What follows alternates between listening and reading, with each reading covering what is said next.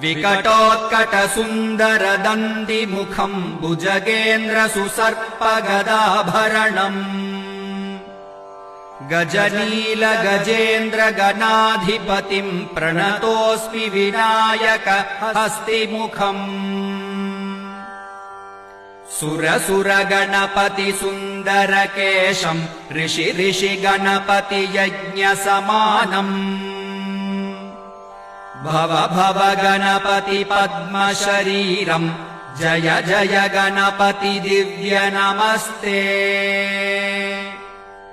गजमुखवक्त्रम् गिरिजापुत्रम् गणगुणमित्रम् गणपतिमीशप्रियम्